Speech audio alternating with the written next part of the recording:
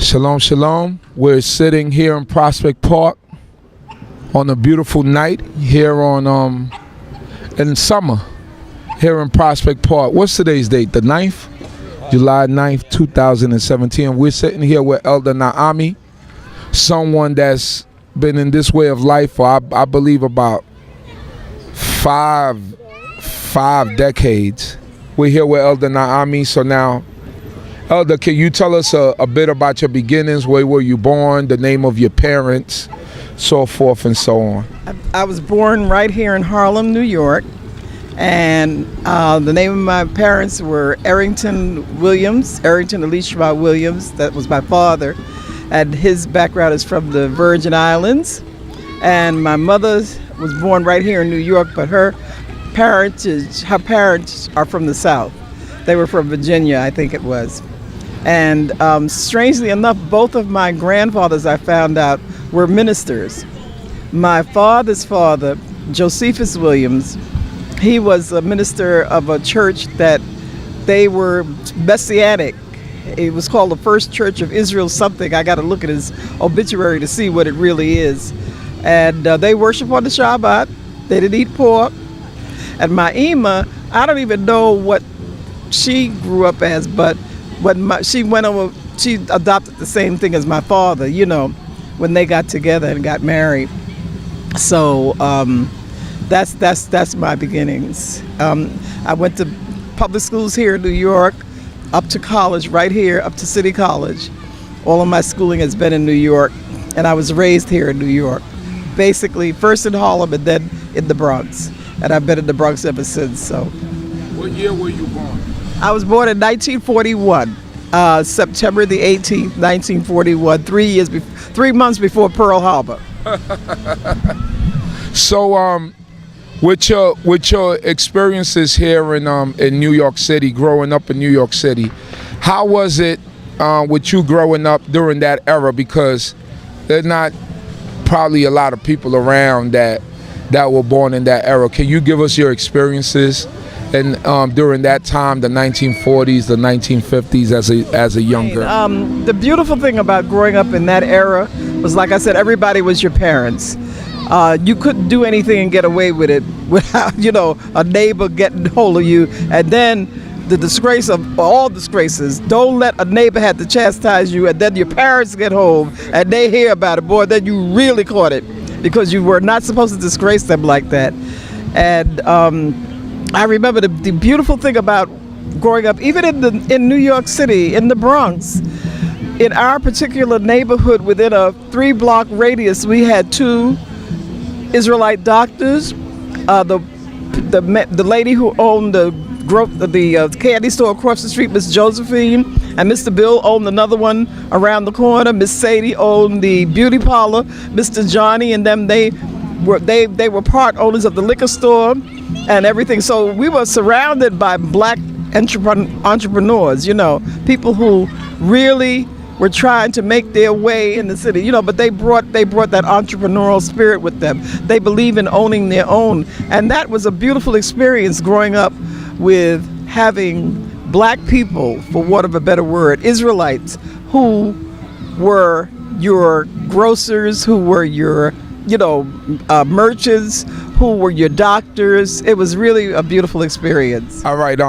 I spoke to you on an earlier date, and you told me that when you first got married, that you were that the person who did your ceremony or overseeing your ceremony was Rabbi Matthew.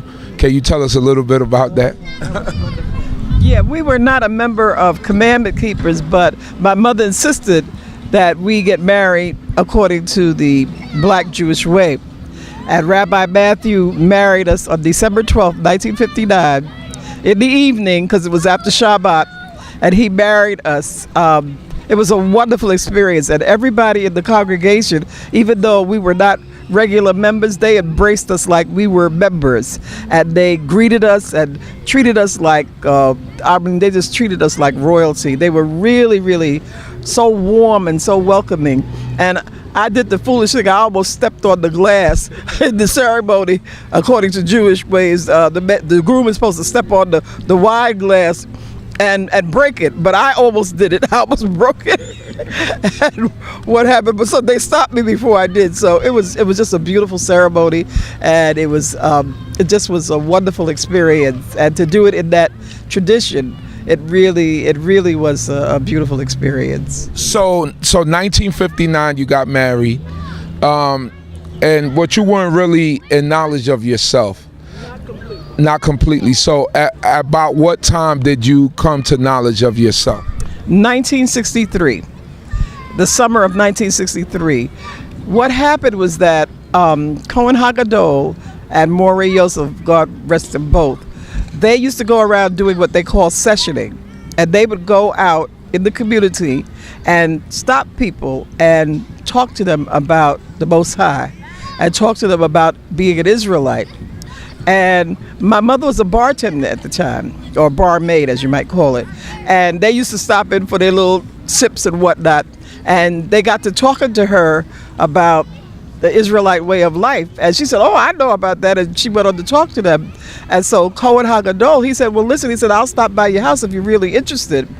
And he came and left a note in Hebrew. I came as I had promised because we weren't home at the time. And I got so fascinated with seeing the Hebrew, I said, oh, I got to find out what this is all about. Because I had been asking questions even as I was growing up. Even though I was sent to Christian churches and whatnot, I began to ask questions because it seemed to me that there was something about it that just wasn't right. And I asked my Emah, I even got baptized because I figured that was going to be the answer. It wasn't. And I kept asking her about it. And we wound up going to a Jewish synagogue that wasn't far from our home. There's only one other Israelite family there, Mr. and Mrs. Parks. And we found out about it because my sister, my younger sister, God rest her, she was in his Mordecai, their son's class. And he was telling her about it, and we got interested, so we went. But even there, I felt uncomfortable because they said good Shabbos and everything like that. They were okay, but I didn't feel at home.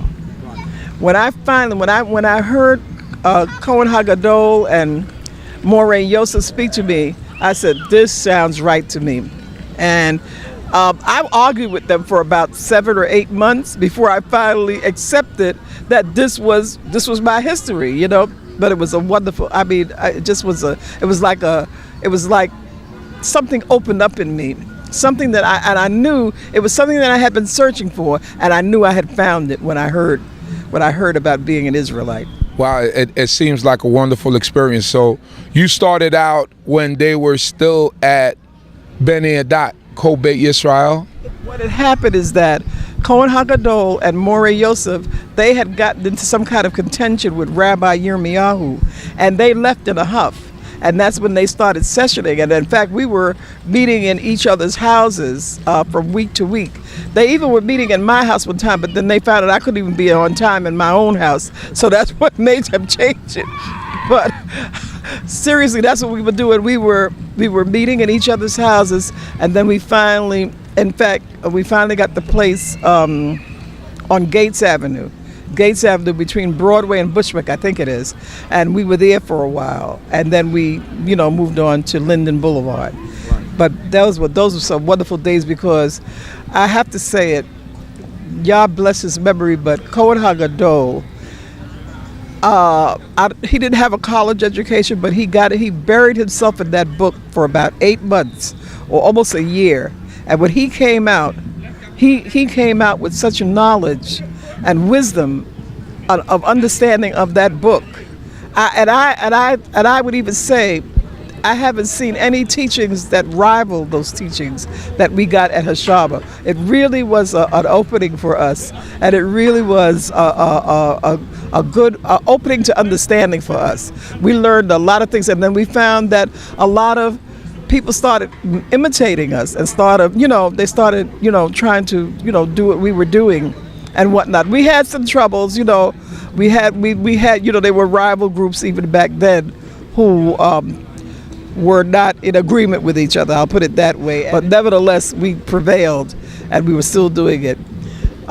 We finally, Gevert Miriam, God rest her, Eshet Cohen Hagadol, she decided she had sent around to all the temples that we knew of in the area and told them that she wanted to start a school, and nobody answered her. So she said, well, I'm not waiting for them. I'm going to start it myself. And that was the beginning of the Israelite Institute. And it was a wonderful spirit. I yanked my kids out of public school and put them in the Israelite Institute. And I mean, it was just a wonderful experience for the time that they were there.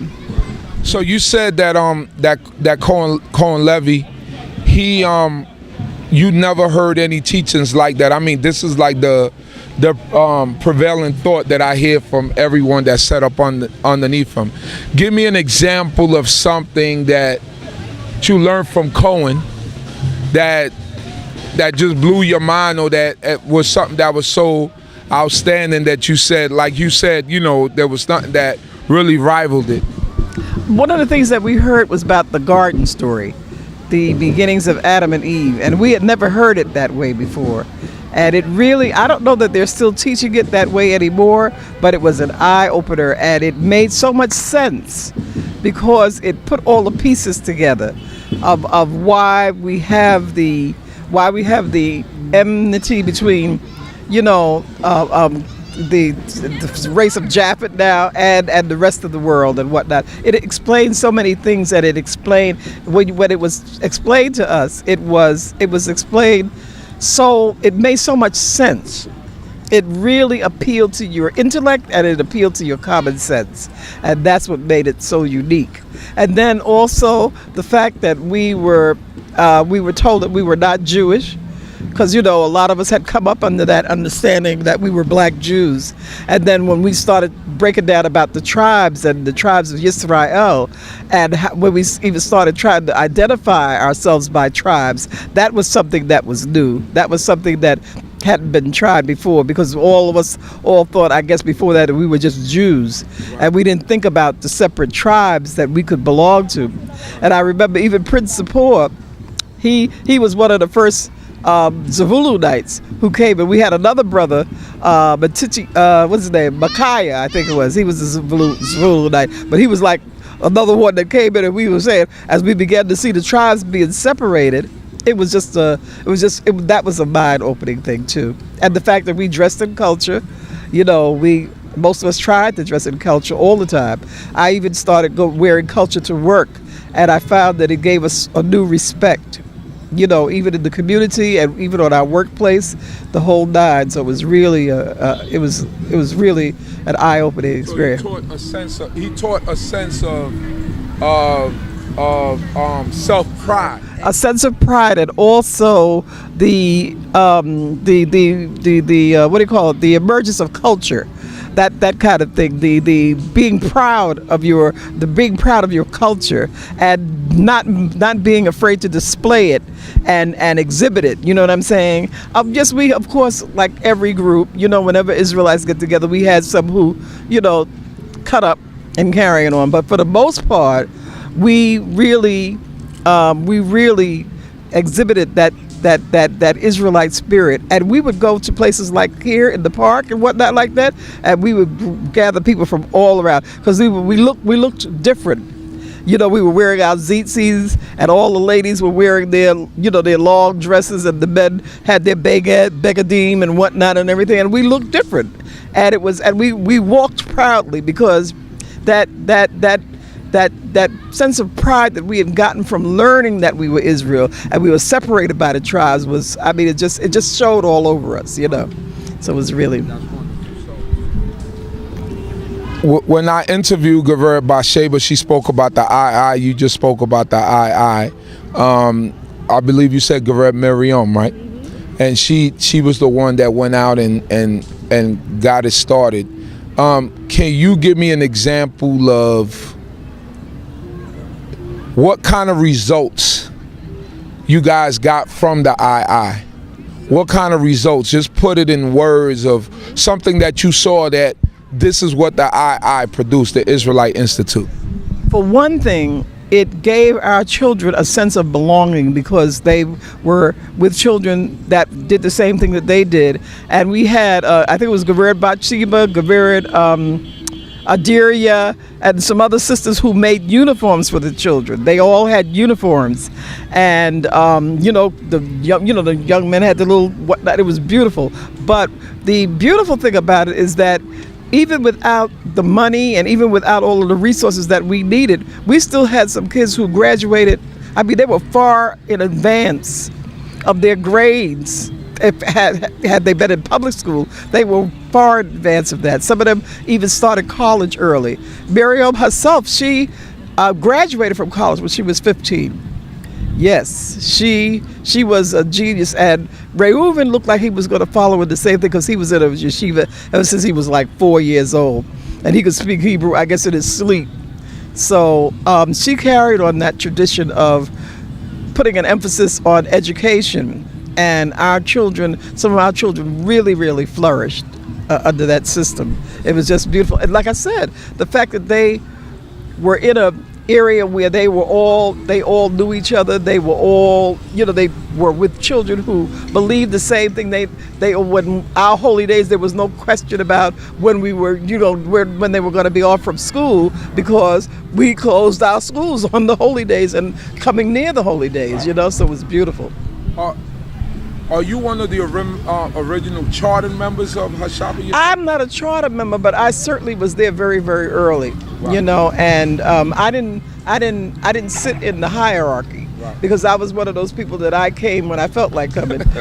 Seriously, I came. I wasn't there every Shabbat, and I've never been that kind of Shabbat observer. Where I come every week and everything like that. But whenever they had feast or anything like that, you find me in the kitchen with, with an apron on, and whenever they had cleanup or anything like that, we did that. So that's where I functioned. So, you were there were you there at Hashaba from beginning to end? Just about, because like I said, when we were worshiping, we first began worshiping in houses, our own houses, because we had no place. And then when they finally established a place, we were so glad. And I've been there, I was there from there. And then until it really hit its demise, because what happened is that we moved out of the place on Gates, and then we because of urban renewal, I think it was, we were forced to move out of the place on Belmont at Van Sicklen. And then we began worshiping, I think, in Geverd, Voquacia's house. That's Cohen Mikhail's aunt, and Adon Yatniel's Emah. We began, I think they lived in Rosedale, and we would come there periodically. At least me, I was coming there periodically. They were meeting every week until we could find a place. So that's what it was. And then I finally wound up back at Kol Sherit, because the traveling and all the rest of that was a bit much. They ended up in Jamaica, somewhere in Jamaica. They wound up on Linden Boulevard in Queens. Yeah, in Queens, in what is that called? South O's. I forget what part of Queens it was. St. Albans, I think it was. Yeah, because they were originally in Rosedale, because that's where Cohen Mikhail's Emah and Gevert Voquacia, they all lived there. So we would meet there. And I remember going out there. I remember Cohen Mikhail's father for just a brief period. I just met him a couple of times before he passed away. We used to go out there on Friday night and meet up with them, and they, we would go over the scriptures and everything like that. So it was really, really, really good times. So, yeah. So, in your journey, how many children do you have? I have 2 grown sons, Abdel and Mikhael.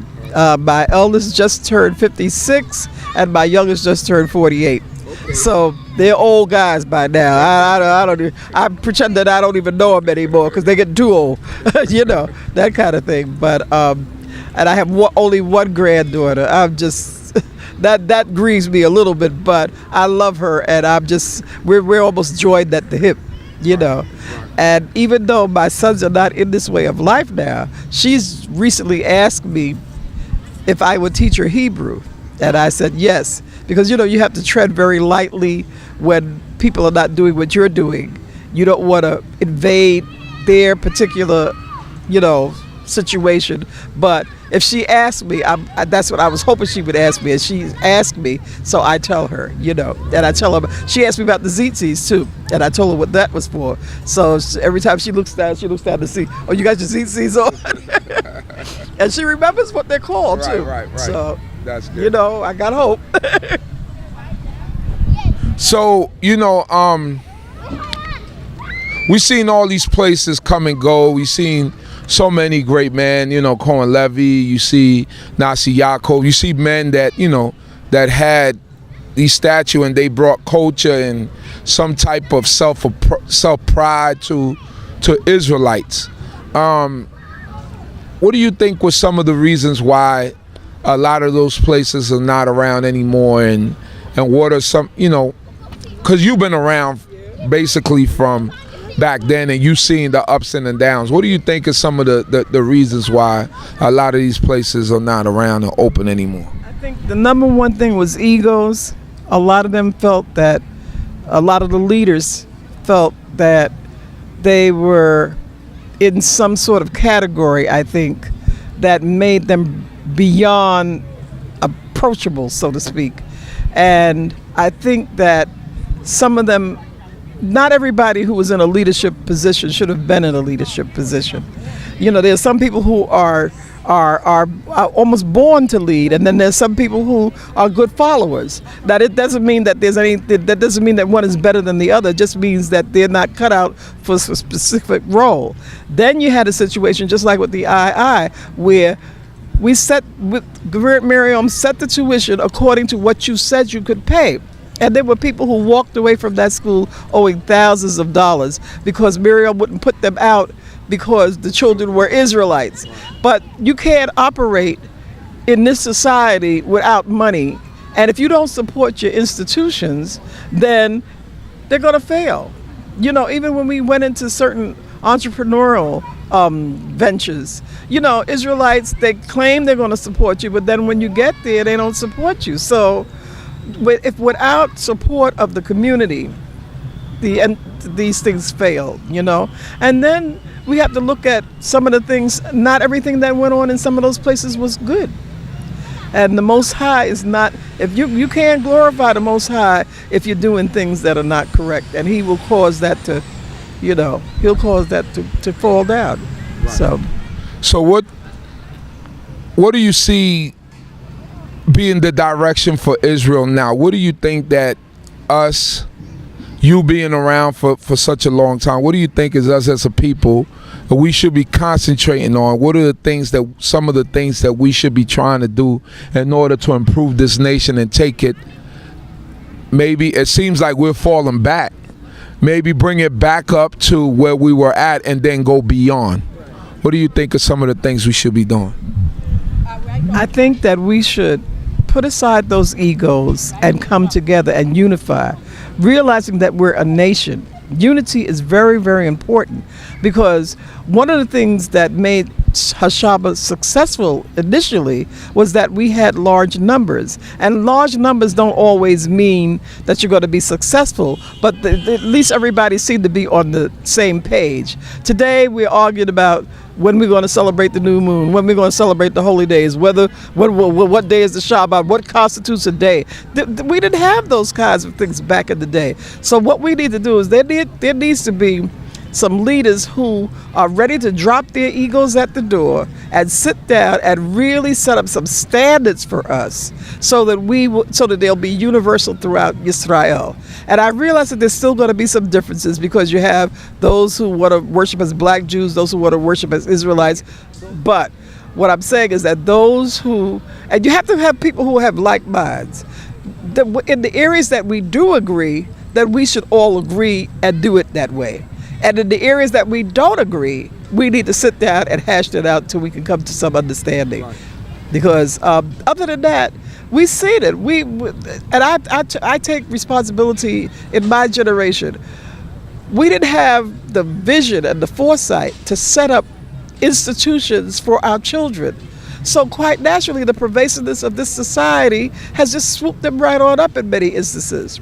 We should have a school. We've been talking about a school for the last 50 years and we still don't have a school. We should have centers, a cultural center. We've been talking about it for the last 50 years, we still don't have it. And it doesn't make sense, because when you look at the resources in our community and what we spend on foolishness, we could have these things. We just had a situation where we were trying to bury a brother and we couldn't get Israelites to even agree on that. You know what I'm saying? And he was being buried for free. But the other expenses that call for opening up the ground and everything, we couldn't even agree on that. So, this is some of the stuff that we need to push out of the way. And I'm telling you, we know that when Yah gathers his people and starts to do the judgment, it's going to be Israelites, and you're going to have to be Israelites that you're going to have to get along with. You know what I mean? You're going to have to get along with them. So those people who don't want to do that, they're going to be left in the dust. Unity is important. And like I said, I know that we're not going to agree on every single thing. But on the things that we do agree on, we should get together on that. Yeah, I think that's also important, because I think that's the key to our success. Many people don't think that way, because many people think that it's going to come maybe through their place or maybe, their leader. But I do believe that unity is the most important thing, because naturally, like you said, we're going to have differences. It's not the tribes had differences, but when we agree on the things that we supposed to agree on, then we could move forward. So coming from an elder is definitely a good piece of advice for the generation that's here now and trying to build something. So where do you worship now? What are you doing now? I know that you're like the information guru or the information person throughout the nation. I get those emails over and over and over again. But you keep us informed. What made you get into that, and what made you do that? We had started a group among the women called the Mother Support Group, and we had a sister, God rest her name, Nandy, and she. We decided we were going to do a newsletter for the group.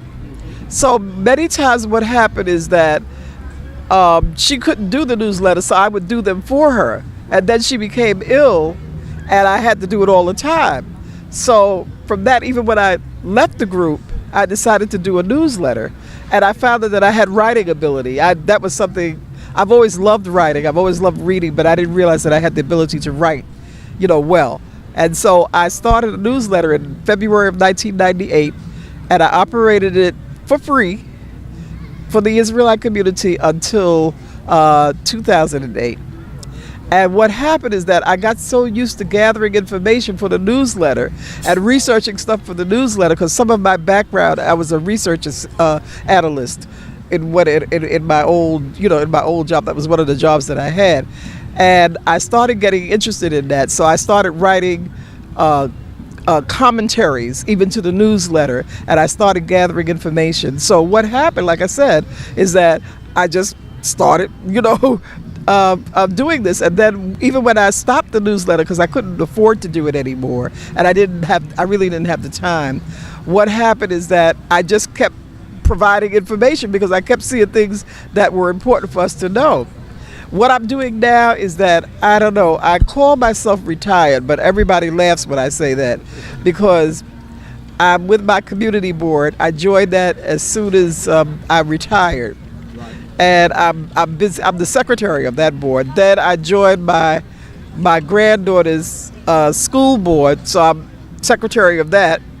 And then I'm still with my tenants association. And then I still have some brothers that I'm writing to in prison and providing stuff to them. And then I'm a lay chaplain, so I get called at various times. And then I still, of course, have my granddaughter, but even though I only have the one granddaughter, I have plenty of grandnieces and nephews, so I've got them up in a slew. So I'm pretty busy. Plus I go to the gym and, all that kind of stuff. And wherever I go, I still try to personify being an Israelite. And, people have asked me about being an Israelite. And in fact, the daughter that's supposed to meet me here tonight, she heard me speaking somewhere and she wanted to know more about it, and she got in touch with me, and from then I've been trying to get her, giving her information and whatnot. But I've been called a minister of information because Lord knows by the time I got through, when those emails, they're like 50 pages long. So, but I just love providing information, and I do it even for my building. You see my bulletin board in the hallway, in the vestibule. Yeah, it's got everything about where what this and that and everything. So this is what I do for our daughters, right, in Israel. can you give them a sense of what an Israelite daughter should be? Can you give them a sense of how a Israelite daughter maybe should carry herself, how she should maybe dress, how all of the things that come with being a cultural person? Can you just give them an example of how they should be?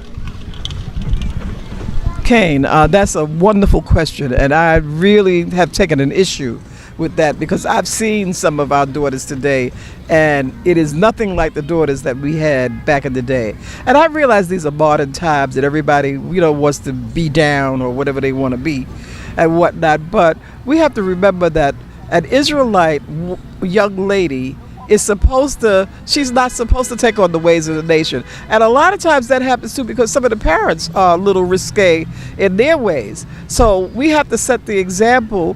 What makes them ashamed or maybe a little shy about wearing their culture is that, the parents are not doing it.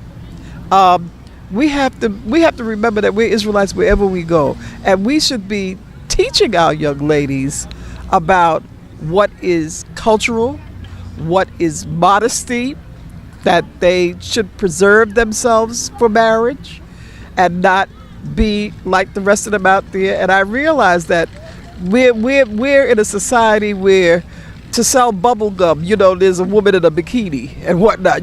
Sex is a pervasive thing in this society, but we still have to hold them to standards and teach them by example, basically, about what it is to be an Israelite woman. We have to be modest. I've seen some grown women in Israel who feel that they have to compete with the ladies that are on the videos, and that's not a good example for your daughter. And I'm not saying that you're supposed to wear your things up to your neck and all that kind of stuff. I'm not talking about that. I'm talking about being modest, being cultural. And I tell you, what they don't seem to realize is that when you are modest and when you're cultural, there's more interest in you from a man than if you got everything on display.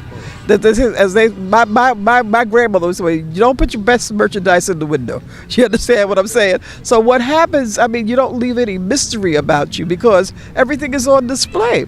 And when I remember it was so funny. My nephew was teaching my youngest son, driving lessons, and we went over to the Hunts Point area, which anybody that knows the Bronx knows that's a notorious area for prostitutes. Okay, what happened is that I was standing there because they were going around in circles and whatnot. I was standing there. I had on my long dress, and I had a band around my head. My head was completely covered. And I kept wondering why were these cars going by? They were slowing up, and I'm saying, what? And it didn't dawn on me because I'm standing there waiting for them to come back from their little foray. And then it finally dawned on me. They're looking for prostitutes. And they're thinking, okay, she must be unusual because here I am with this long dress on. And I'm telling you, what happened when I finally realized what was going on? I said, oh my goodness. So we didn't have cell phones back then, I couldn't wait. As soon as they come up, I said, listen, we got to get out of here. We got to get out of here. But I'm telling you, I did not know what was going on, but I couldn't say it. I said, what? I saw a couple of cars that went by me a couple of times. I said, what is wrong with these people? Then I realized what it was. But I'm telling you, we have to set the standards. And now that we have sisters like, I think there's a sister has a place called Okoti, where she sews the skirts and everything, and she makes the bracelets and everything that go along with even the earrings to match. Beautiful outfits. Beautiful cultural outfits. And now today you don't even look out of place in there because we have so many people of African culture and Eastern culture who are dressing in their culture. Natural hairstyles, which look beautiful on our sisters, I'm telling you. And we don't have to be ashamed of it anymore. It's not that you don't look like a freak or anything if that's what you thought you looked like. Right. You look beautiful, So I'm encouraging our daughters because we have some beautiful daughters. When we see those little young ladies in their long dresses and their hair done up nice, and everything like that, they're beautiful. They're absolutely beautiful. I'm telling you, I haven't seen an ugly Israelite child yet. I'm serious. They really look beautiful, you know? So we should keep that tradition up, I'm telling you. And we also need to have our mothers, grandmothers, myself and my generation, we need to sit down and give these young ladies some guidance. You know, set up some classes, set up some workshops where we can sit. I know they have the Phenomenal Woman's thing every year, but we also need to have something that's more tangible for them. You know, that they don't have to go and travel, maybe even in our own communities, where they have sisterhoods that teach these young ladies about what it is to be a wife, what it is to be a mother. You know, I can't believe it that there's some young ladies who grow up who can't cook today. I mean, I never even heard of that when I grew up. You better, if you want to eat, you better cook. You know, and we have that today because, you know, everything is fast food and they run into McDonald's and all. Oh, please. So we need to get back to that, you know. So what about the brothers? Do you have a message for our young men and our brothers that are coming up in this way of life? What's your message for them? Nothing strengthens a young man, an old man, an in-between man like trying to do the laws, statutes, and commandments of the Most High. Nothing strengthens them more than that. You know what I'm saying? And I would say that what we need to do is make sure that our young men know about these things too. You know, young men shouldn't be out there running all over the place willy-nilly as they're growing up. They shouldn't be. They tell us, the Lord tells us that we can't make harlots out of the daughters of Israel. So this should not be a young man's goal. The first thought in his mind shouldn't be, oh, but get me 3 wives because I'm an Israelite. It should be, how am I going to get educated? How am I going to support myself? And then how am I going to support a wife? And then how am I going to bring something to the table? Bring a dowry or whatever you consider to be dowry-like for this young woman, that you're going to ask for her in the proper manner, and you're going to be the kind of young man that would be worthy of consideration. So these are the things that we have to learn, even with our young men, because we're all in this together. It's not just the young ladies, it's not just the young men, it's all of us, and we all have to do it together. When it's all said and done, when it's all wrapped up and, you know, and you're gone from here, how do you want to be remembered? How do you want people to say, Gaveret Naami, you know, this is who she was, this is what she was. How do you want to be remembered? Very simple, one sentence. She lived to serve Yah and his people. Very simple. And that's my goal. That's what I dedicate my life to. I want to serve Yah and his people. And that's it. Toda Gaveret for this interview. I really thank you for taking the time out. I know it's unusual circumstances.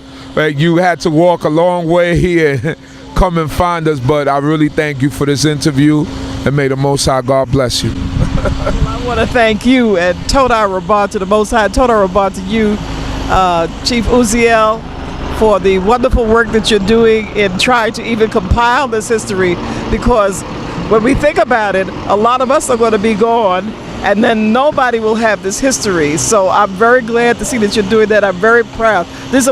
You're one of the bright spots that I see among our youth that makes me know that this is going to continue and that it's going to be beautiful. Hallelujah. Toda Emah, shalom.